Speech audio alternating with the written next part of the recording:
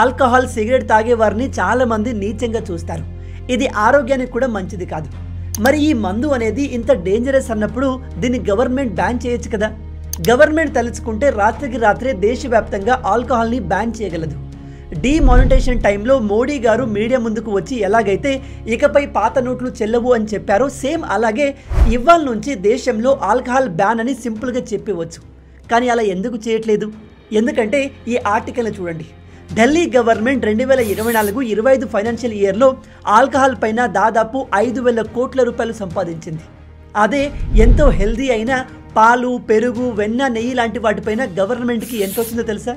కేవలం 200 కోట్ల రూపాయలు. డిఫరెన్స్ ఎంతుందో గమనించారా?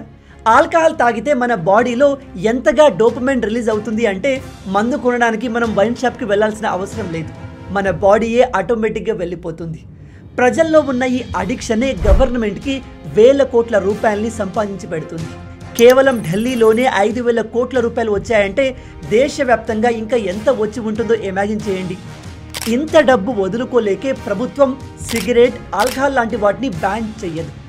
ఈ లెక్కన చూస్తే గవర్నమెంట్కి ప్రజల ఆరోగ్యం కన్నా డబ్బే ముఖ్యమా అంటే ఏమో నాకు తెలియదు. మీరేమనుకుంటున్నారు? మీ ఒపీనియన్ని కింద కామెంట్లో చెప్పండి.